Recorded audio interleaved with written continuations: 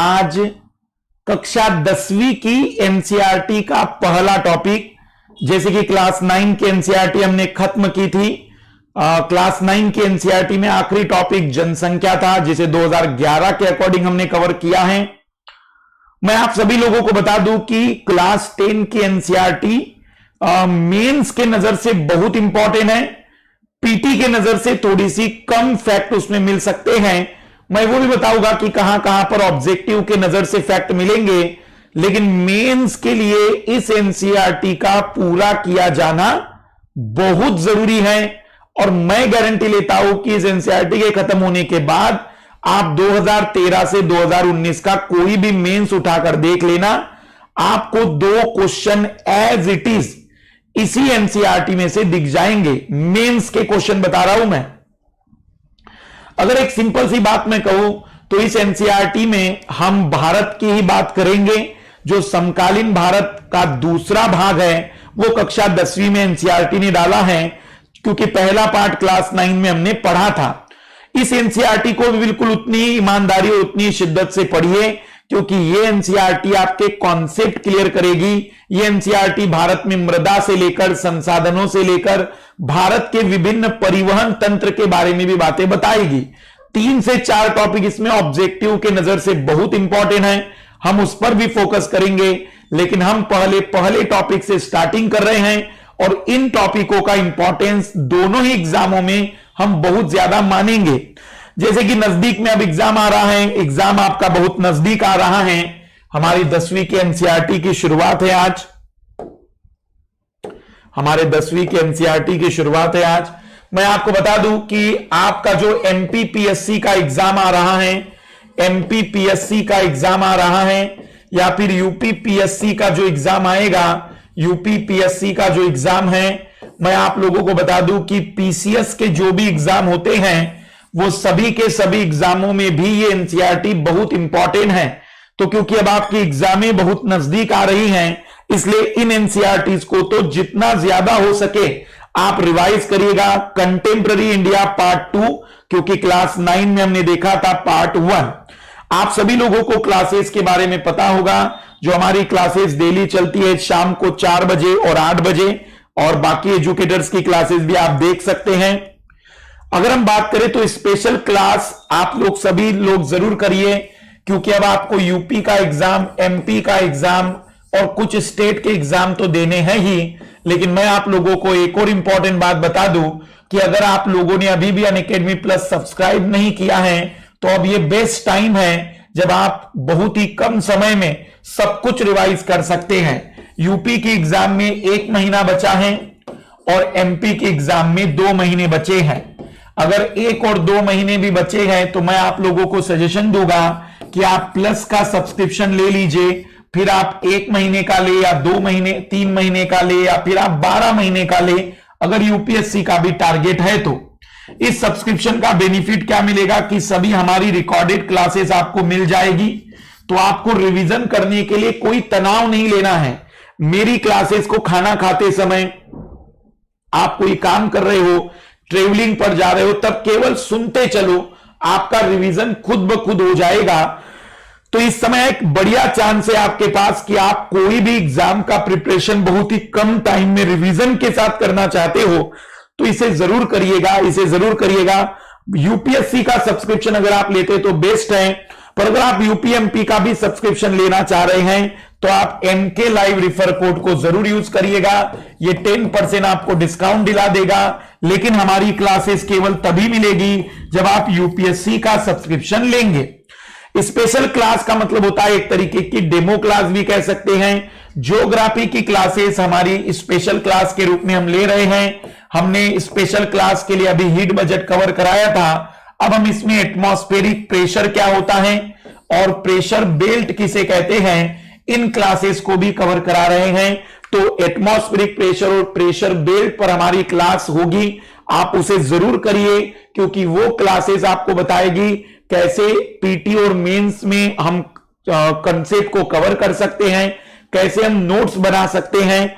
और जो भी विद्यार्थियों को अभी तक भी अनअकैडमी प्लस पर कोई भी संशय था, अब मेरे हिसाब से बहुत लंबा समय हो चुका है, आप लोगों के साथ हमारे जुड़ने में। अब आप लोगों का एक विश्वास हो जाना चाहिए कि अब कोई प्रॉब्लम नहीं होगा। इसलिए आप अगर यूपीएससी के सब्सक्रिप्शन को 1 ईयर के लिए ले रहे हैं तो बिल्कुल रिलैक्स रहिए। न केवल पीटी बल्कि मेंस में भी हम आपके साथ रहेंगे।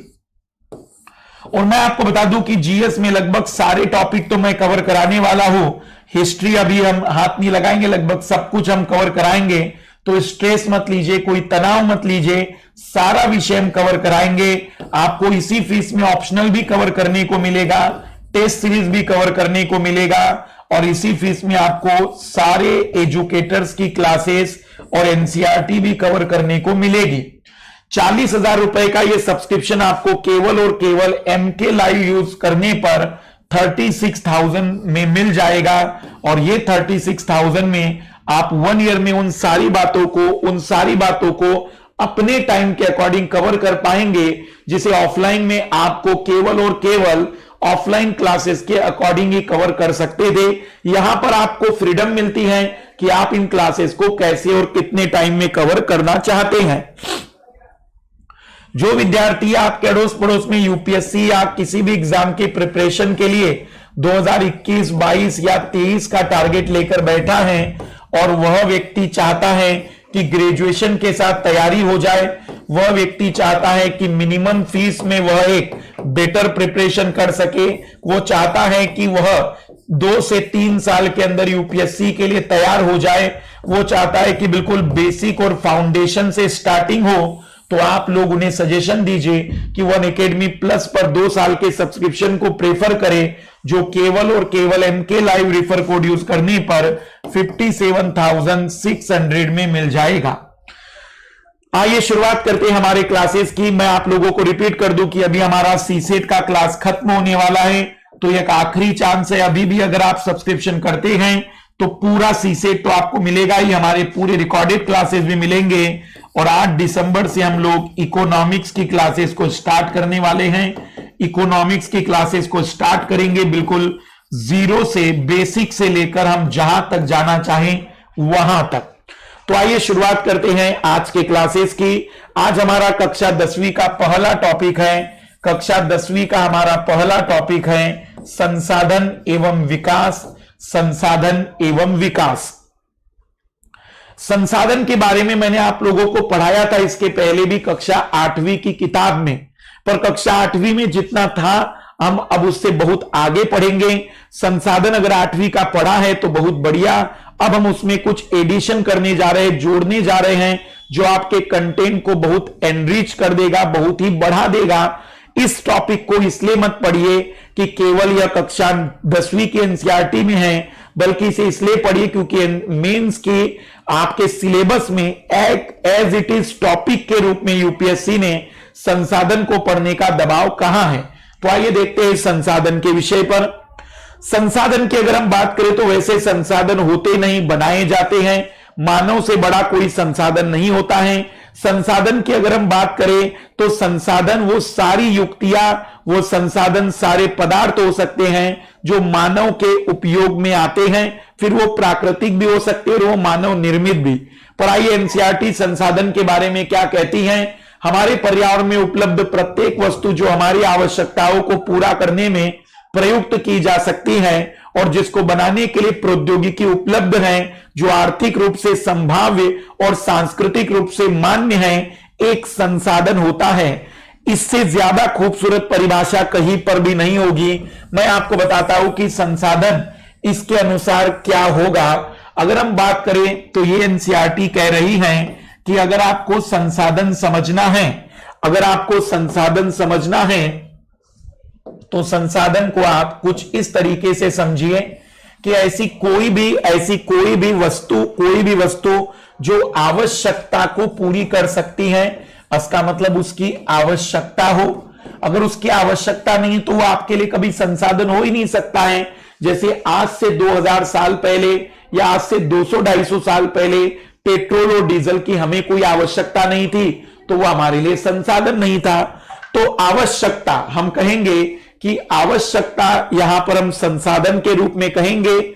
दूसरा, जहां पर कहा गया है कि जिसको बनाने के लिए प्रौद्योगिकी हो, अगर प्रौद्योगिकी नहीं है तो वह चीज की आवश्यकता होकर भी वह संसाधन नहीं हो सकती है। तो प्रौद्योगिकी संसाधनों के लिए अनिवार्य शर्त होती है जो आर्थिक रूप से संभव हो। आर्थिक रूप से संभव का मतलब हो कि वो हमारे खरीद की कीमत में हो। जैसे कि हम एक बात करें कि किसी अन्य ग्रह पर हमने सुना है कि डायमंड की वर्षा होती है, तो आवश्यकता भी है, प्रौद्योगिकी भी है, लेकिन वह डायमंड के लिए अभी हमारे पास कोई ऐसी युक्ति नहीं है जो कम कीमत पर वहां से हम कहे कि डायमंड ला सके। तो आर्थिक रूप से वो संभव हो और सांस्कृतिक रूप से स्वीकार हो। सांस्कृतिक रूप से स्वीकार हो। सांस्कृतिक रूप से स्वीकार करने का मतलब जो वेजिटेरियन व्यक्ति है उसके लिए नॉनवेज संसाधन नहीं हो सकता है। जैसे कि अगर हम बात करें कि हरेक प्रत्येक धर्म में किसी विशेष प्रकार की चीजों को खाना प्रतिबंधित है, तो वह उनके लिए संसाधन नहीं होगा। भले उसकी प्रौद्योगिकी है, भले उसकी आवश्यकता है शरीर को, भले वो आर्थिक रूप से सक्षम है, लेकिन अगर वो सांस्कृतिक रूप से स्वीकार नहीं है तो वो कभी संसाधन नहीं हो सकता है। मतलब संसाधन के लिए आवश्यकता होनी चाहिए, ऐसी वस्तु जिसकी आवश्यकता हो, जिसके लिए प्रौद्योगिकी हो, जिसके लिए आर्थिक रूप से संभाव्य हो और वो सांस्कृतिक रूप से स्वीकार हो, ऐसी किसी भी वस्तु को हम संसाधन कह सकते हैं। हमारे पर्यावरण में उपलब्ध वस्तुओं की रूपांतरण प्रक्रिया प्रकृति, प्रौद्योगिकी और संस्थाओं के परस्पर अंतर संबंध में निहित है। मानव प्रौद्योगिकी द्वारा प्रकृति के साथ क्रिया करते हैं और अपने आर्थिक विकास की गति को तेज करने के लिए संस्थाओं का निर्माण करते हैं। मतलब मानव प्रौद्योगिकी के द्वारा प्रकृति के साथ रिएक्शन करेंगे और अपने आर्थिक विकास के लिए फिर वो अलग अलग इंस्टीट्यूशन बनाएंगे जो संसाधनों का निर्माण करने में योगदान निभाते हैं। तो इसमें केवल संसाधनों की परिभाषा बहुत ही ज्यादा महत्वपूर्ण रहेगी। अब अगर हम बात करें तो मानव संसाधनों के साथ या प्रकृति के साथ कैसे रिएक्शन करता है, तो सबसे पहले तो मानव भौतिक पर्यावरण से वस्तुओं को प्राप्त करता है, उस वस्तुओं में प्रौद्योगिकी को जोड़ता है। प्रौद्योगिकी को जोड़ने पर उस वस्तु की उपयोगिता बढ़ जाती है और उस उपयोगिता का निर्माण और बेहतर तरीके से करने के लिए मानव इंस्टीट्यूशन संस्थाओं का निर्माण करता है। तो अगर हम बात करें तो मानव पहले भौतिक पर्यावरण प्रकृति से वस्तुओं की प्राप्ति करता है, उसकी उपयोगिता को बढ़ाने के लिए प्रौद्योगिकी का उपयोग करता है और उसके उत्पादन को और बेहतर करने के लिए संस्थाओं का निर्माण करता है। ओवरऑल अगर हम बात करें तो भौतिक पर्यावरण, प्रौद्योगिकी और संस्थाएं ये मानव के द्वारा एक दूसरे से अंतर क्रिया कराकर हम कहेंगे कि संसाधनों का निर्माण करती है।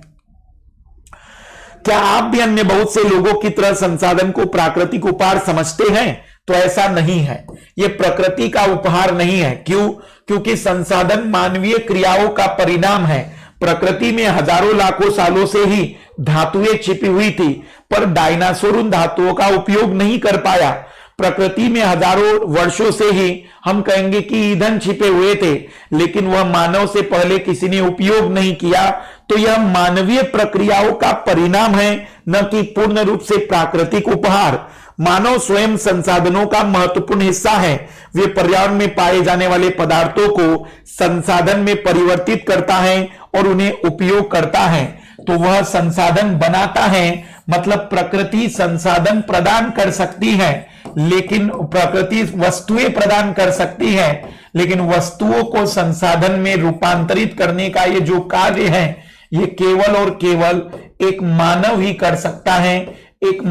कर सकता है। तो इसे जरूर समझना पड़ेगा हमें कि संसाधन केवल प्राकृतिक उपहार नहीं है, यह मानवीय प्रक्रियाओं का परिणाम भी है। तो एक पॉइंट यहां नोट करना है कि संसाधन मानवीय प्रक्रियाओं का परिणाम है।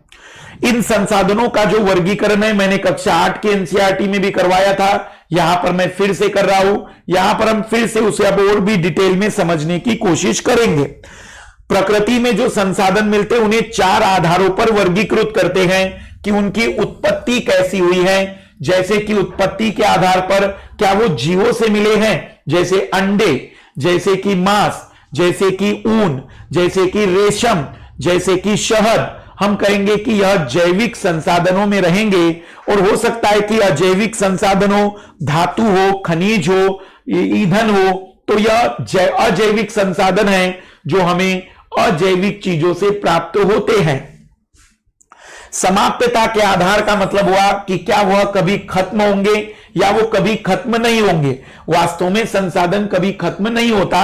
यह समाप्यता का मतलब है उनके निर्माण की दर कितनी ज्यादा है या कितनी धीमी है। अगर निर्माण की दर बहुत ही धीमी है तो हम कहेंगे कि वह एक समय के बाद बहुत ही खत्म हो जाएंगे, कम हो जाएंगे, और उनका निर्माण इतना धीमे होता है कि वह मानव के लिए फिर किसी काम के नहीं रहेंगे।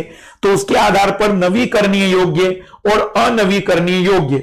नवीकरणीय का मतलब जिनका चक्रीकरण कर सकते हैं, जिन्हें पुनर्प्राप्त कर सकते हैं। अनवीकरणीय का मतलब जिन्हें पुनर्प्राप्त नहीं कर सकते। स्वामित्व के आधार पर संसाधन 4 प्रकार के हैं। व्यक्तिगत संसाधन जैसे किसान की जमीन होती है।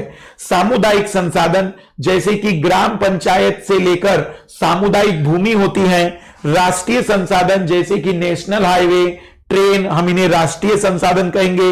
और अंतरराष्ट्रीय का मतलब हुआ जहां पर हम पर्यावरण की बात करते हैं वह किसी देश का ना होकर वह एक अंतरराष्ट्रीय समुदाय या पूरे पृथ्वी का वो संसाधन होगा।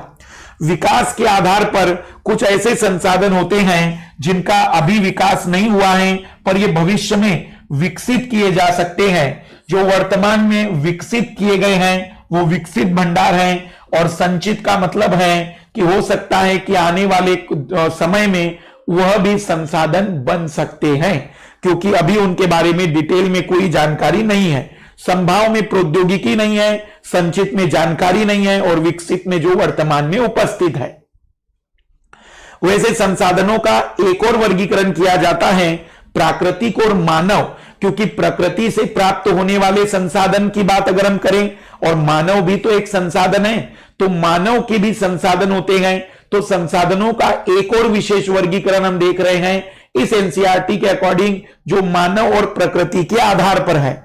संसाधन को अगर हम प्राकृतिक संसाधन के रूप में कहें तो वो नवीकरणीय योग्य और अनवीकरणीय योग्य होगा। नवीकरणीय का मतलब होता है जैसे कि पवन और जल ऐसे प्राकृतिक संसाधन हैं जिनका हम नवीकरण कर सकते हैं, पुनर्निर्माण कर सकते हैं, या जो हमें सतत मिलेंगे, जिन्हें कभी खत्म नहीं होना होगा। ऐसे संसाधनों को हम नाम देंगे कि वह पवन और जल हैं। लेकिन कुछ नवीकरणीय संसाधन जैसे कि प्राकृतिक वनस्पति, अगर हमने 10 पेड़ काटे तो हम फिर से वहां पर 100 पेड़ अगर उगा दे तो हम फिर से उस संसाधन का नवीनीकरण कर सकते हैं।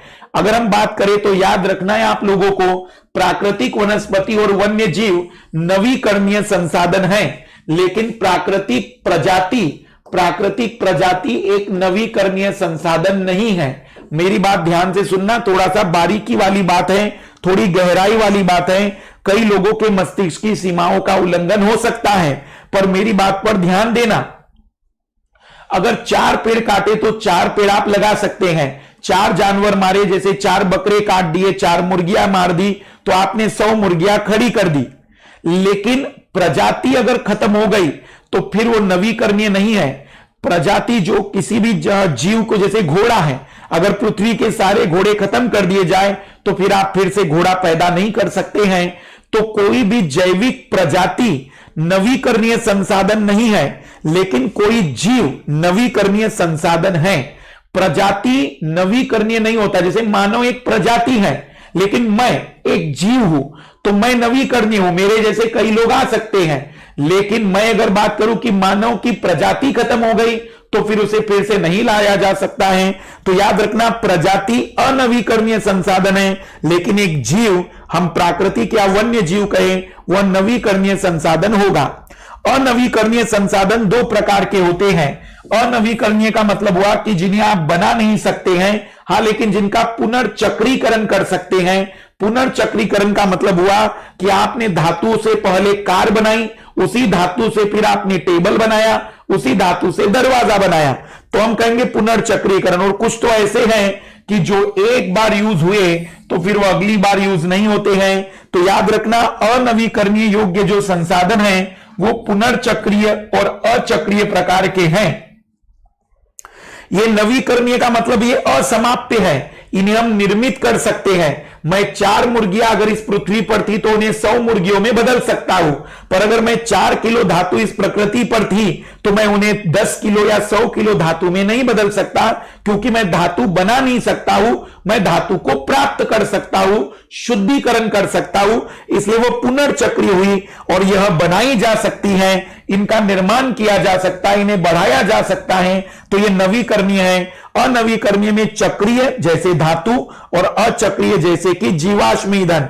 और मानव में मानव की संरचना और संस्थाएं, जैसे मानव की संरचना मतलब आयु के आधार पर, लिंग के आधार पर, मात्रा और गुणवत्ता का मतलब कि कोई इंजीनियर, कोई डॉक्टर, कोई मजदूर, कोई किसान, तो हम उन्हें भी कह सकते हैं कि वह मात्रा और गुणवत्ता के आधार पर, कि बड़ी मात्रा में मजदूर है, इंजीनियर डॉक्टर कम है, बड़ी मात्रा में हम कहेंगे कि वकील हैं, लेकिन मान लेते हैं कि गुणवत्ताओं के मामले में कुछ ज्यादा बेटर है, कुछ कम खराब है, तो वह मात्रा और गुणवत्ता के आधार पर वर्गीकरण करते हैं मानवीय संसाधन का, या संरचना और संस्थाओं के आधार पर कि ज्यादा आयु के हैं, कम आयु के हैं, और वह किस प्रकार के इंस्टीट्यूशन को बिलोंग करते हैं। इंस्टीट्यूशन का मतलब यहां पर यह लिया जाए कि वहां पर वह किस समूह को बिलोंग करते हैं, किस समूह से वो आते हैं। तो संसाधन प्राकृतिक और मानवीय, प्राकृतिक नवीकरणीय, अनवीकरणीय। जो नवीकरणीय वह सतत या फिर हम कह सकते हैं कि जैव, और जो अनवीकरणीय वो पुनर्चक्रीय और अचक्रीय और मानवीय संरचना और मात्रा के आधार पर। अब हम एक एक को थोड़ा डिटेल में देख रहे हैं। पहले तो हमने उत्पत्ति के आधार पर संसाधनों की बात की, तो उत्पत्ति के आधार पर संसाधन जैव संसाधन, इन संसाधनों की प्राप्ति जीव मंडल से होती है, इनमें जीव व्याप्त है, मनुष्य, वनस्पति जात, प्राणी जात, मत्स्य जीवन, पशुधन, ये सभी के सभी जैव संसाधन है। बिल्कुल सामान्य सी बातें, ज्यादा समझाएंगे नहीं।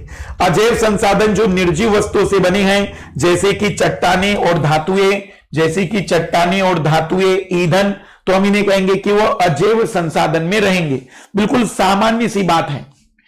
नवीकरणीय योग्य संसाधन वे संसाधन जिन्हें भौतिक, रासायनिक या यांत्रिक प्रक्रियाओं द्वारा नवीकृत या पुनरुत्पन्न किया जा सकता है, उन्हें नवीकरणीय योग्य या पुनर्प्राप्ति योग्य संसाधन कहा जाता है।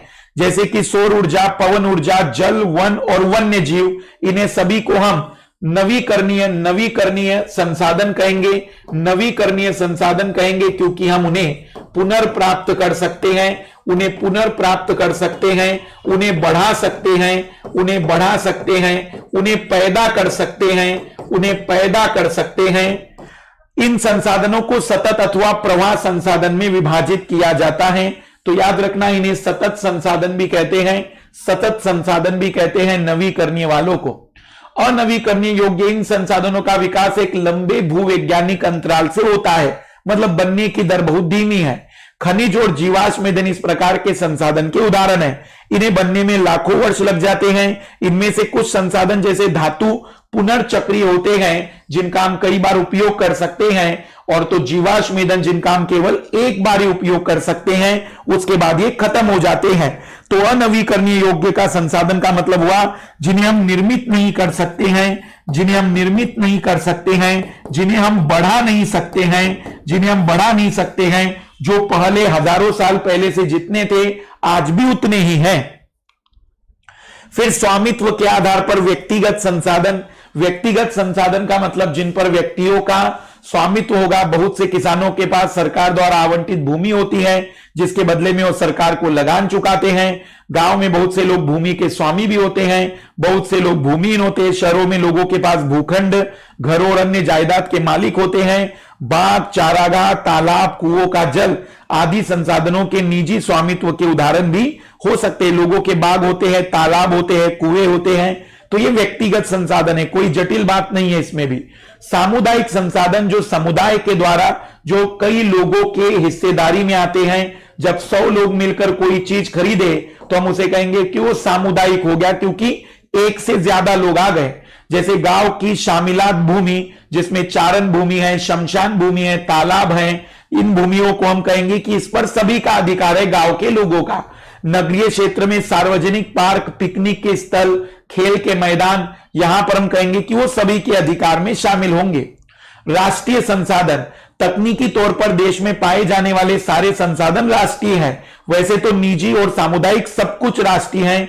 देश की सरकार को कानूनी अधिकार है कि व्यक्तिगत संसाधनों को भी आम जनता के हित में अधिग्रहित कर सकती है। यह बात ध्यान देना है कि जब उसे जरूरत पड़ेगा कि सबके लिए, तो सड़क निर्माण के लिए वो भूमि अधिग्रहण कर सकती है। आपने देखा होगा कि सड़कें, नहर और रेल लाइनें व्यक्तिगत स्वामित्व वाले खेतों में बनी हुई है। शहरी विकास प्राधिकरण को सरकार ने भूमि अधिग्रहण का अधिकार दिया हुआ है। सारे खनिज पदार्थ, जल संसाधन, वन, वन्य जीव, राजनीतिक सीमाओं के अंदर सारी भूमि और 12 समुद्री मील तक महासागरीय क्षेत्र, भूभागीय समुद्र व इसमें पाए जाने वाले संसाधन राष्ट्र की संपदा हैं। इसे नोट करेंगे, जब हम इकोनॉमिक्स पढ़ेंगे तब भी हमें इसकी जरूरत पड़ेगी। 12 समुद्री मील तक मतलब केवल और केवल हमारी राजनीतिक सीमा, जो जैसे कि भारत की अगर मैं बात करूं तो ये हमारी केवल और केवल राजनीतिक सीमा के अंदर ही नहीं, बल्कि 12 नॉटिकल माइल तक में भी, हम 12 नॉटिकल माइल तक के क्षेत्र को भी राष्ट्रीय संसाधन में मानते हैं। 12 नॉटिकल मील तक के क्षेत्र को भी राष्ट्रीय संसाधन में मानेंगे। यह पॉइंट आपको याद रखना है, क्योंकि यूपीएससी आपसे पूछ सकती है कि राष्ट्रीय संसाधन से आप क्या समझते हैं और उसमें कथनों के रूप में डाल सकती हैं, तो शायद कई लोगों को इसमें गलतियां या तकलीफें हो सकती हैं। अंतरराष्ट्रीय संसाधन, कुछ अंतरराष्ट्रीय संस्थाएं संसाधनों को नियंत्रित करती हैं। तट रेखा से 200 समुद्री मील की दूरी, 200 समुद्री मील की दूरी अपवर्जक आर्थिक क्षेत्र, exclusive economic zone, economic zone से परे खारे समुद्र, खारे महासागरीय संसाधनों पर किसी देश का अधिकार नहीं है। इन संसाधनों को अंतरराष्ट्रीय संस्थाओं की सहमति के बिना उपयोग नहीं किया जा सकता है। जैसे कि आप लोग याद करिए, मैंने जब समुद्री संसाधन पढ़ाए थे तो ये जो 20 नॉटिकल माइल था, इसके बाद जो हम इकोनॉमिक, एक्सक्लूसिव इकोनॉमिक जोन के बाद इसे ओपन सी कहते हैं, खुला महासागर या खुला सागर कहते हैं। यह अंतरराष्ट्रीय संसाधन है जिसका उपयोग करने के लिए पहले अंतरराष्ट्रीय संस्थाओं की अनुमति लेनी होती है। तो ओपन सी कोई भी इसका दोहन कर सकता है। 200 नॉटिकल माइल के बाद जो भी क्षेत्र आता है उसे अंतरराष्ट्रीय संसाधन में शामिल करते हैं। अब ये जो वर्गीकरण था, ये वर्गीकरण था स्वामित्व के आधार पर। अब हम अंतिम वर्गीकरण देख रहे हैं विकास के स्तर के आधार पर। संभावी संसाधन, ये वह संसाधन है जो किसी प्रदेश में विद्यमान है परंतु इनका उपयोग अभी नहीं हो रहा है। उदाहरण के तौर पर भारत के पश्चिमी भाग, विशेषकर राजस्थान और गुजरात में पवन और सौर ऊर्जा संसाधन की अपार संभावना है, परंतु इनका सही ढंग से अभी विकास नहीं हुआ है। मतलब जिनकी अपार संभावनाएं हैं लेकिन उपयोग नहीं की गई है। संभावी संसाधन, जैसे अगर हम सड़क पर चलते हैं तो जब गाड़ियां चलती हैं तो उसके दाब के कारण विद्युत उत्पन्न की जा सकती है, जिसे पीजो इलेक्ट्रिसिटी कहते हैं। और भारत में पीजो इलेक्ट्रिसिटी की अपार संभावना है। ऐसा क्यों कह रहा हूं मैं? क्योंकि भारत एक सघन बसा हुआ देश है जहां पर गाड़ियां भी बहुत ज्यादा हैं। खास करके जो नेशनल हाईवे होते हैं यहां पर तो गाड़ियों की आवाजाही बहुत ज्यादा है, तो हम पीजो इलेक्ट्रिसिटी पैदा कर सकते हैं। यह ऑस्ट्रेलिया में संभव नहीं है क्योंकि आबादी बहुत कम है और वहां पर एक सड़क पर कभी कभी दिन भर में 2 ही वाहन गुजरते हैं, तो वहां पीजो इलेक्ट्रिसिटी पैदा नहीं हो सकती है। लेकिन भारत जैसे अत्यधिक जनसंख्या वाली जगह पर पीजो इलेक्ट्रिसिटी एक संभाव्य संसाधन का काम कर सकती है। तो संभाव्य संसाधन, गुजरात और राजस्थान में पवन और सौर ऊर्जा एक संभाव्य संसाधन का उदाहरण बन सकता है। विकसित संसाधन, वे संसाधन जिनका सर्वेक्षण किया जा चुका है और उनके उपयोग की गुणवत्ता और मात्रा निर्धारित की जा चुकी है, विकसित संसाधन कहलाते हैं। इसका मतलब यह है कि वर्तमान में हम जिन संसाधनों का बेहतर तरीके से दोहन कर पा रहे हैं वो विकसित संसाधनों की श्रेणी में आएंगे, वो विकसित संसाधन माने जाते हैं। फिर है भंडार वाला। भंडार का मतलब पर्यावरण में उपलब्ध वे पदार्थ जो मानव की आवश्यकता पूर्ति कर सकते हैं परंतु उपयुक्त प्रौद्योगिकी के अभाव में उसकी पहुंच से बाहर हैं, भंडार में शामिल हैं। उदाहरण के लिए जल 2 ज्वलनशील गैस जैसे हाइड्रोजन, ऑक्सीजन का यौगिक है तथा यह ऊर्जा का मुख्य स्रोत बन सकता है, परंतु इस उद्देश्य से इनका प्रयोग करने के लिए अभी हमारे पास आवश्यक तकनीकी ज्ञान नहीं है। तो जैसे कि जल के बारे में हम कहें तो हाइड्रोजन और ऑक्सीजन से मिलकर बना है और हाइड्रोजन से तो बेहतरीन ईंधन नहीं हो सकता है, लेकिन वर्तमान में जल से हाइड्रोजन को प्राप्त करने की कोई बेहतर प्रौद्योगिकी नहीं है, अन्यथा जिस दिन ये प्रौद्योगिकी हो जाएगा, यह जो भंडार है ये हमारे लिए संभावित न होकर विकसित संसाधन में रूपांतरित हो जाएगा। तो भंडार उसे कहेंगे जिसके लिए अभी हमारे पास कोई प्रौद्योगिकी नहीं है, विकसित हम उसे कहेंगे जिसका हम उपयोग अभी कर रहे हैं। और अगर हम संचित की बात करें, अगर हम बात करें संभाव्य संसाधन की, तो संभाव्य वो है जिसकी संभावना अपार है लेकिन अभी पर्याप्त रूप से उसका दोहन नहीं हो पाया है, पर्याप्त रूप से उसका दोहन नहीं हो पाया है। संचित कोष इस संसाधन भंडार का हिस्सा है जिसे उपलब्ध तकनीक ज्ञान की सहायता से प्रयोग में लाया जा सकता है, परंतु इनका उपयोग अभी आरंभ नहीं हुआ है। इनका उपयोग भविष्य में आवश्यकताओं की पूर्ति के लिए किया जा सकता है, जैसे हाइड्रोजन, नदियों के जल को विद्युत पैदा करने में प्रयुक्त किया जा सकता है, परंतु वर्तमान समय में इसका उपयोग सीमित पैमाने पर हो रहा है। इस प्रकार बांधों में जल, वन आदि संचित कोष है जिनका उपयोग भविष्य में किया जा सकता है, जैसे वनों से लकड़ी प्राप्त की जा सकती है। तो अगर हम बात करें तो संसाधनों का एक सामान्य सा वर्गीकरण जरूर याद रखिएगा, किन आधारों पर, क्योंकि सवाल मेंस में क्या बनता है कि संसाधन से आप क्या समझते हैं और संसाधनों का विभिन्न आधारों पर वर्गीकरण स्पष्ट कीजिए। अगर हम बात करें तो संसाधनों का विकास कैसे होता है, यह भी एक प्रक्रिया से गुजरता है, यह भी अलग अलग पदों से होकर गुजरता है, तो इसे भी समझना बहुत जरूरी है कि आखिर संसाधनों का विकास कैसे होता है। संसाधन जिस प्रकार मनुष्य के जीवन यापन के लिए अति आवश्यक है, उसी प्रकार जीवन की गुणवत्ता बनाए रखने के लिए भी महत्वपूर्ण है। ऐसा विश्वास किया जाता है कि संसाधन प्रकृति की देन है, पर अभी हमने देखा कि यह केवल प्रकृति की देन नहीं है, मानव ने इनका अंधाधुन उपयोग किया है, जिससे निम्नलिखित मुख्य समस्याएं पैदा हो गई है। कुछ व्यक्तियों के लालच व संसाधनों का ह्रास हो रहा है। संसाधन समाज के कुछ ही लोगों के हाथ में आ गए हैं, जिसे समाज दो हिस्सों संसाधन संपन्न और संसाधनहीन अर्थात अमीर और गरीब में बढ़ गया है। देखना, हमने जब शुरुआत में संसाधनों का दोहन शुरू किया तब कोई अमीर और गरीब नहीं था, लेकिन धीमे धीमे संसाधन एक व्यक्ति के पास संग्रहित हो रहे हैं और दूसरे के पास उसकी कमी आ रही है। कहीं ना कहीं इस विभेद को खत्म करना पड़ेगा। कुछ लोगों ने इतने लालच के द्वारा संसाधनों का दोहन किया कि आज वो खत्म होने की कगार पर आ गए हैं। तो ये दो समस्याएं संसाधनों के उपयोग के कारण पैदा हुई हैं।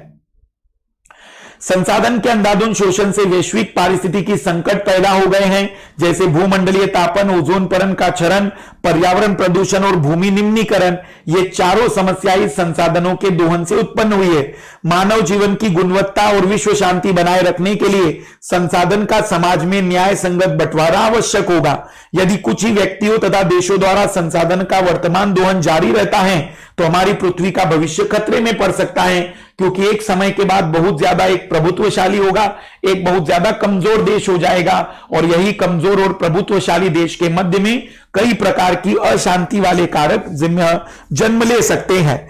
यदि कुछ ही व्यक्तियों तथा देशों द्वारा संसाधनों का वर्तमान दोहन जारी रहता है तो हमारे पृथ्वी का भविष्य खतरे में पड़ सकता है। इसलिए हर तरह के जीवन का अस्तित्व बनाए रखने के लिए संसाधनों के उपयोग की योजना बनाना अति आवश्यक है। सतत अस्तित्व सही अर्थ में सतत पोषणीय विकास का ही एक हिस्सा है। आइए आज हम समझेंगे ये सतत पोषणीय विकास क्या होता है, ये सतत पोषणीय विकास क्या है और ये क्यों जरूरी है। सतत पोषणीय विकास इस शब्द का मतलब हम समझेंगे।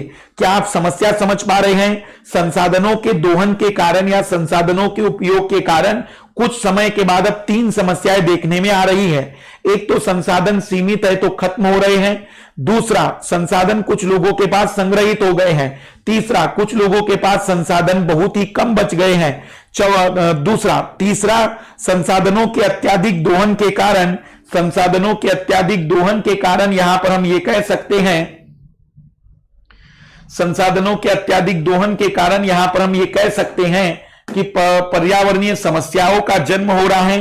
पर्यावरणीय समस्याएं जैसे कि भूमंडलीय तापन, ओजोन परत का क्षरण, भूमि का निम्नीकरण, प्रदूषण की समस्या ये जन्म ले रही हैं। इस सभी समस्याओं का समाधान दे सकता है सतत पोषणीय विकास। आइए देखते हैं सतत पोषणीय विकास, इसी को हम सस्टेनेबल डेवलपमेंट कहते हैं। जरा समझिएगा, मैं जो बताना चाह रहा हूं कहानी के रूप में सारी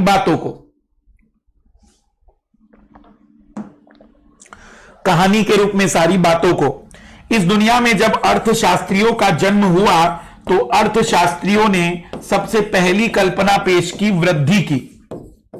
सबसे पहले अर्थशास्त्रियों ने वृद्धि को समझाया कि ग्रोथ किसे कहते हैं, वृद्धि किसे कहते हैं। जो व्यक्ति आज 100 रुपए कमाए अगर वो कल 200 रुपए कमाए तो ये वृद्धि है। जो आज 100 रुपए कमा रहा है कल अगर वो 500 रुपए कमाए तो हम कहेंगे कि ये वृद्धि है। फिर वृद्धि के बाद उन्होंने समझाया विकास को। विकास को अब किसी ने 100 रुपए से 500 रुपए कमाए और उस 100 रुपए से 500 रुपए की जो वृद्धि हुई, उस वृद्धि में उस जनाब ने हो सकता है कि उन 400 रुपए को जमीन के अंदर गाड़ कर रख दिया कि भविष्य में काम में आएंगे, या उसने उस 400 रुपए में कुछ चीजों से मान लेते कि मदिरा पान कर लिया या फिर सिगरेट पी ली, तो हम कहेंगे कि यह वृद्धि किसी काम की नहीं है, क्योंकि उसने मानव को नुकसान पहुंचाया बल्कि कोई लाभ नहीं दिला पाई। यदि वृद्धि लाभ दिला सकती है तो ही वह किसी काम की वृद्धि है। तो ऐसी वृद्धि जो सकारात्मक परिणाम लाए, सकारात्मक परिणाम लाए, उसे हम कहेंगे कि वहां पर विकास भी हुआ है। तो वृद्धि से ज्यादा जरूरी है विकास का होना। 400 रुपए जब बढ़े, मान लो 100 रुपए से 500 रुपए कमाए तो 400 रुपए बढ़े, उसने उसमें से 100 रुपए में अच्छा भोजन लाया अपने लिए ताकि शरीर को पोषण मिल सके। उसने 100 रुपए बैंक में डिपॉजिट कर लिए ताकि वह भविष्य में अगर आवश्यकता हो तो उपयोग कर सके। 100 रुपए अपने स्वास्थ्य और शिक्षा के लिए खर्च करना शुरू किया तो हम कहेंगे कि भविष्य में वो और भी बेहतर संसाधन बनेगा। आज अगर वो मजदूर हैं तो कल हो सकता है कि वह कोई तकनीकी विशेषज्ञ बन जाएगा। इस तरीके से उसका स्वास्थ्य अच्छा रहेगा तो ज्यादा काम कर पाएगा। तो हम कहेंगे कि उसका विकास उसने किया। लेकिन इस विकास में हमने पर्यावरण या संसाधनों का दोहन तो किया लेकिन उसका पुनर्निर्माण नहीं कर पाए, तो इस विकास को भी हमने अच्छा विकास नहीं माना। और फिर हम लेकर आ गए सतत विकास। विकास का एक ऐसा मॉडल जहां पर हम संसाधनों का इस तरीके से उपयोग करेंगे कि मानव का तो विकास हो लेकिन संसाधनों की मात्रा पर कोई प्रभाव ना पड़े। संसाधन आज अगर 2 किलोग्राम खत्म कर दिए हैं तो हम आने वाले टाइम के लिए 10 किलोग्राम संसाधन के निर्माण पर भी फोकस करें, क्योंकि आने वाले समय में संसाधनों की मांग और बढ़ेगी। इसलिए वर्तमान में जितना उपभोग कर रहे हैं उससे ज्यादा निर्माण पर फोकस करेंगे। इसे कहेंगे सतत विकास। सतत विकास का मतलब होता है, सस्टेनेबल डेवलपमेंट का मतलब होता है वर्तमान पीढ़ी की आवश्यकताओं को पूरा करते हुए भविष्य की पीढ़ियों के लिए भी पूर्ण आवश्यकताओं को पूरा करने वाले संसाधनों का निर्माण करके जाना। सतत विकास का मतलब होता है कि संसाधनों का इस तरीके से उपयोग करना कि उनका विनाश का जो दर है उसके निर्माण से हमेशा कम रहे, निर्माण ज्यादा हो, विनाश कम हो। तो आइए समझते हैं क्या बताना चाह रही है एनसीईआरटी। सतत पोषणीय आर्थिक विकास का अर्थ है कि विकास पर्यावरण को बिना नुकसान पहुंचाए और वर्तमान विकास की प्रक्रिया भविष्य की पीढ़ियों की आवश्यकताओं की अवहेलना न करके, मतलब भविष्य को कोई कॉम्प्रोमाइज ना करना पड़े, भविष्य की जनरेशन को कोई कॉम्प्रोमाइज ना करना पड़े, तब जाकर हम इसे कहेंगे कि वह सतत विकास का कंसेप्ट होगा। सतत विकास का मतलब जहां पर्यावरण को आप कोई क्षति नहीं पहुंचाएंगे, ऐसे विकास को हम सतत विकास कहेंगे। सतत विकास का मतलब जहां संसाधनों का आप शोषण नहीं करेंगे, उपयोग करेंगे। सतत विकास का मतलब उसके निर्माण के संसाधनों के निर्माण की दर उनके विनाश के दर से ज्यादा होगी, हम उसे कहेंगे कि वह सतत विकास होगा। 1992 में सतत विकास के बारे में पहली बार चर्चा हुई थी। जून 1992 में 100 से भी अधिक राष्ट्र अध्यक्ष ब्राजील के शहर रियो डी जेनेरो में प्रथम अंतरराष्ट्रीय पृथ्वी सम्मेलन में एकत्रित हुए। सम्मेलन का आयोजन विश्व स्तर पर उभरते पर्यावरण संरक्षण, सामाजिक आर्थिक विकास की समस्याओं का हल ढूंढने के लिए किया गया था। इस सम्मेलन में एकत्रित नेताओं ने भूमंडलीय जलवायु परिवर्तन, जैविक विविधता पर एक घोषणा पत्र पर हस्ताक्षरित किए। रियो सम्मेलन में भूमंडलीय वन सिद्धांत, फॉरेस्ट प्रिंसिपल पर सहमति जताई और 21वीं शताब्दी में सतत पोषणीय विकास के लिए एजेंडा 21 घोषित किया। तो एजेंडा 21 किसके लिए है? सतत पोषणीय विकास के लिए। एजेंडा 21 जो 1992 में घोषित किया गया था वो किसके लिए है? सतत पोषणीय विकास के लिए। सतत पोषणीय विकास के लिए एजेंडा 21 घोषित किया गया। सतत पोषणीय विकास के लिए एजेंडा 21 को स्वीकृति मिली। सतत पोषणीय विकास 1992 के समय पहली बार पृथ्वी के धरातल पर लगभग सभी देशों के समक्ष रखा गया। एजेंडा 21 क्या है? तो यह एक घोषणा है जिसमें 1992 में ब्राजील के शहर रियो डी जेनेरियो में संयुक्त राष्ट्र पर्यावरण और विकास सम्मेलन के तत्वाधान में राष्ट्र अध्यक्षों द्वारा स्वीकृत किया गया था। क्या है इसमें? इसका उद्देश्य भूमंडलीय सतत पोषणीय विकास है। इसका उद्देश्य है कि विश्व के वातावरण को बगैर नुकसान पहुंचाए अब विकास के कार्य को करना होगा। यह एक कार्य सूची है जिसका उद्देश्य समान हितों, पारस्परिक आवश्यकताओं एवं सम्मिलित जिम्मेदारियों के अनुसार विश्व सहयोग के द्वारा पर्यावरणीय क्षति, गरीबी और रोगों से निपटना है। एजेंडा 21 का मुख्य उद्देश्य है प्रत्येक स्थानीय निकाय अथवा स्थानीय एजेंडा 21 तैयार करे। इसका मतलब है सतत पोषणीय, इसका मुख्य लक्ष्य है सतत पोषणीय विकास। सतत पोषणीय विकास इसका मुख्य लक्ष्य है। मतलब पूरे विश्व के देशों से आह्वान किया गया कि आप ऐसा विकास मत करिए जिससे पर्यावरण में प्रदूषण हो, ऐसा विकास मत करिए जिससे ग्लोबल वार्मिंग हो, ऐसा विकास मत करिए जिससे ओजोन क्षरण हो। आप ऐसे विकास को करिए जिसमें पर्यावरण को नुकसान ना हो, संसाधनों का उपयोग हो, शोषण ना हो, संसाधनों के निर्माण पर भी ध्यान दिया जाए और प्रत्येक स्थानीय क्षेत्र पर भी हर एक को एजेंडा 21 डिक्लेयर करवाया जाए कि वह आने वाले समय में संसाधनों के उपयोग या संसाधनों के निर्माण के लिए किस प्रकार के कदम उठाएगा। संसाधन नियोजन, संसाधनों के विवेकपूर्ण उपयोग के लिए नियोजन एक सर्वमान्य रणनीति है। प्लानिंग करना बहुत जरूरी है। इसलिए भारत जैसे देश में जहां संसाधनों की उपलब्धता में बहुत अधिक विविधता है, यह और भी महत्वपूर्ण है। यहां ऐसे प्रदेश भी है जहां एक तरह के संसाधन की प्रचुरता है परंतु दूसरे तरह के संसाधन की कमी भी है। कुछ ऐसे प्रदेश भी है जो संसाधन की उपलब्धता के संदर्भ में आत्मनिर्भर है और कुछ ऐसे प्रदेश भी हैं जहां महत्वपूर्ण संसाधनों की अत्यधिक कमी है। जैसे भारत में हम विविधता देख सकते हैं कि कुछ क्षेत्रों में तो खनिज और धातु बहुत ज्यादा है, कहीं पर धातु खनिज कुछ भी नहीं है। कुछ क्षेत्रों में कृषि बहुत अच्छी है, कुछ क्षेत्रों में कृषि हो ही नहीं सकती है। कुछ क्षेत्रों में प्राकृतिक संसाधन नहीं के बराबर हैं, कुछ क्षेत्रों में प्राकृतिक संसाधनों की बहुत ज्यादा अधिकता है। हम इसे भी समझ सकते हैं। तो हमें यहां पर एक प्लानिंग करनी होगी कि हम किस तरीके से संसाधनों का बेहतर उपयोग कर सकते हैं। प्लानिंग करनी होगी कि हमारे पास जो सीमित संसाधन है उसको कैसे बेहतर रिजल्ट में बदला जा सकता है। उदाहरणार्थ झारखंड, मध्य प्रदेश, छत्तीसगढ़ आदि प्रांतों में खनिज और कोयले के प्रचुर भंडार है। अरुणाचल प्रदेश में जल संसाधन प्रचुर मात्रा में पाया जाता है परंतु मूल विकास की कमी है। राजस्थान में पवन और सौर ऊर्जा संसाधन की बहुतायता है लेकिन जल संसाधन की कमी है। लद्दाख का शीत मरुस्थल देश के अन्य भागों से अलग थलग पड़ता है। यह प्रदेश सांस्कृतिक विरासत का धनी है परंतु यह जल आधारभूत अवसंरचना, कुछ महत्वपूर्ण खनिजों की कमी है। इसलिए राष्ट्रीय, प्रांतीय, प्रादेशिक और स्थानीय स्तर पर संतुलित संसाधन नियोजन की आवश्यकता है। भारत में संसाधन नियोजन, देखो ये बात जो बताने की कोशिश आपके दिमाग में कराई जा रही है क्योंकि भविष्य में जब आप आईएएस बने तो आपको क्लियर होना चाहिए कि संसाधन सभी जगह पर समान नहीं है। संसाधन असीमित नहीं है, संसाधन सीमित है और इनका ऐसा प्लानिंग करना है कि पूरे भारत के नागरिकों को उन संसाधनों का लाभ हम पहुंचा सके, उन संसाधनों का लाभ हम पहुंचा सके। भारत में संसाधन नियोजन एक जटिल प्रक्रिया है जिसमें निम्नलिखित सोपान है।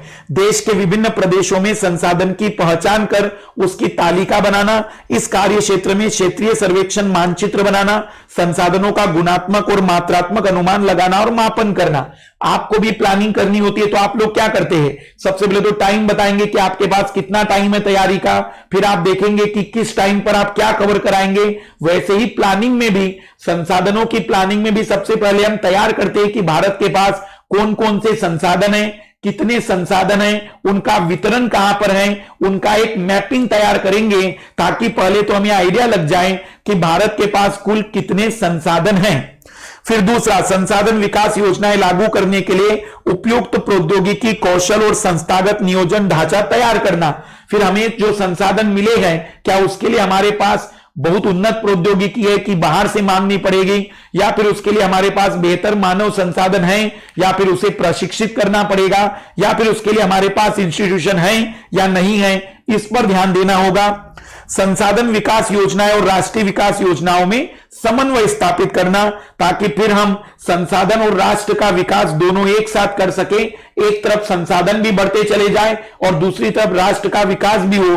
तो हम कह सकते हैं कि भारत में जो नियोजन होता है, सबसे पहले तो संसाधनों की मात्रा पहचानी जाती है, फिर उसके उपयोग को पहचाना जाता है और फिर उसका दोहन इस तरीके से होगा कि उसका विकास हो, न कि उसका समापन हो, और साथ ही साथ भारत का आर्थिक विकास भी होता रहे। स्वाधीनता के बाद भारत में संसाधन नियोजन के उद्देश्य की पूर्ति के लिए प्रथम पंचवर्षीय योजना का प्रयास किया गया। तो आपको आज पहली बार शायद पता चला होगा, पंचवर्षीय योजनाएं इसी उद्देश्य से लाई गई थी। किसी क्षेत्र के विकास के लिए संसाधनों की उपलब्धता एक आवश्यक शर्त है, परंतु प्रौद्योगिकी और संस्थाओं में तदरूपी परिवर्तनों के अभाव में मात्र संसाधनों की उपलब्धता से विकास संभव नहीं है। हम झारखंड का उदाहरण देख सकते हैं। देश में बहुत से क्षेत्र जो संसाधन समृद्ध होते हुए भी आर्थिक रूप से पिछड़े प्रदेशों में गिनती आती है। इसके विपरीत कुछ ऐसे प्रदेश भी हैं जो संसाधनों की कमी होते हुए भी आर्थिक रूप से विकसित हैं। उपनिवेश का इतिहास हमें बताता है कि उपनिवेशों में संसाधन संपन्न प्रदेश विदेशी आक्रमणकारियों के लिए मुख्य आकर्षण रहे। उपनिवेशनकारी देशों ने बेहतर प्रौद्योगिकी के सहारे उपनिवेशों के संसाधनों का शोषण किया तथा उन पर अपना आधिपत्य स्थापित किया। अतः संसाधन किसी प्रदेश के विकास में तभी योगदान दे सकता है जब उपयुक्त प्रौद्योगिकी विकास और संस्थागत परिवर्तन किए जाए। उपनिवेश के विभिन्न चरणों में भारत ने इसका सबका अनुभव किया है। अतः भारत में विकास सामान्यतः तथा संसाधन विकास लोगों के मुख्यतः संसाधनों की उपलब्धता पर ही आधारित नहीं, बल्कि इनमें प्रौद्योगिकी, मानव संसाधन की गुणवत्ता और ऐतिहासिक अनुभव का भी योगदान रहा है। ओवरऑल एक बात मैं आप लोगों को बताना चाह रहा हूं कि ये जो बताना चाह रहे हैं कि संसाधन जो होते हैं वो केवल मिलना ही सफिशिएंट नहीं है। यदि आपके पास प्रौद्योगिकी नहीं रही, यदि आपके पास उसका दोहन करने का अच्छा कौशल नहीं रहा, तो ये संसाधन आपके किसी काम के नहीं होंगे। वह देश जिनके पास संसाधन नहीं है वे भी विकसित हो गए क्योंकि प्रौद्योगिकी थी उनके पास, क्योंकि कौशल था उनके पास, और जिनके पास संसाधन थे उनके पास प्रौद्योगिकी कौशल नहीं थे, तो वह किसी भी प्रकार से हम कहेंगे कि संसाधनों का दोहन नहीं कर सके। इसका मतलब यहां पर हम यह समझ सकते हैं कि संसाधनों का उपयोग तभी किया जा सकता है जब उसकी उपलब्धता हो, प्रौद्योगिकी हो और कौशल हो। अगर ये चीजें वहां पर नहीं है तो संसाधन का होना और न होना किसी काम का नहीं रहेगा। वह किसी भी विकास के कार्य में आपके लिए तभी काम करेगा, किसी भी विकास के कार्य में वह आपके लिए तभी काम करेगा जब आपके पास उसके लिए प्रौद्योगिकी और कौशल होना चाहिए। क्योंकि भारत में आप बहुत से ऐसे क्षेत्र देख सकते हैं जिनमें संसाधन तो बहुत ज्यादा हैं, लेकिन वहां पर विकास नहीं हो पाया क्योंकि प्रौद्योगिकी और कौशल नहीं। और कुछ क्षेत्र भारत में ऐसे भी हैं जहां संसाधन की उपलब्धता नहीं थी, उन्होंने लाया कहीं से, लेकिन प्रौद्योगिकी कौशल के कारण बहुत तीव्र विकास कर लिया। पूरा इतिहास बताता है कि जो हम गुलाम हुए, पूरा इतिहास बताता है कि हमारे पर आक्रमण हुए, वो कहीं ना कहीं संसाधनों की आवश्यकताओं को पूरा करने के लिए, संसाधनों की आवश्यकताओं को पूरा करने के लिए। तो याद रखिएगा इतनी सारी बातें। नेक्स्ट क्लास में हम देखेंगे संसाधनों का संरक्षण और उसके आगे की बातचीत, संसाधनों का संरक्षण और उसके आगे की बातचीत। इसको रिवाइज करते चलिएगा, बहुत महत्वपूर्ण टॉपिक है। मेंस के नजर से ज्यादा समझना इसे, क्योंकि मेंस में इसका सीधा सवाल मैं अपनी इस क्लास में से दिला दूंगा आप लोगों को। आप देख लेना, अभी तक जितने भी सवाल संसाधनों पर आए हैं वो कहीं ना कहीं इससे आपको डायरेक्टली या इनडायरेक्टली जुड़े हुए मिलेंगे। यहां पर एक मैं बात आप लोगों को बता दूं कि सभी लोग जो भी आप इन क्लासेस को खत्म करें तो एटलीस्ट एक दो बार रिवाइज करा करिए, क्योंकि एक दो बार में शायद बातें समझ में ना आए लेकिन दूसरी तीसरी बार में क्लियर हो जाए। हमारे आप स्पेशल क्लास को तो जरूर करते चलिएगा, स्पेशल क्लास को भी जरूर करते चलिएगा, क्योंकि स्पेशल क्लास भी कंटिन्यूअसली आपके ज्योग्राफी के नॉलेज को इंक्रीज कराएगी। और जो भी आपको सब्सक्रिप्शन करना है, जिस भी टाइप का कोर्स सब्सक्राइब करना है, MK लाइव को रेफर कोड के रूप में जरूर यूज करिए। और सभी लोग जितना ज्यादा हो सकता है अपने इस समय की तैयारी को बढ़ाते चलिए, क्योंकि ये वो समय है जब आप लोग कमजोर पड़ सकते हैं। लेकिन अगर इस समय में आपने अपने आप को संभाल लिया और ईमानदारी से पढ़ लिया तो यकीन मानिएगा सिलेक्शन कहीं दूर नहीं रहा है। सभी को best of luck, bye, good day.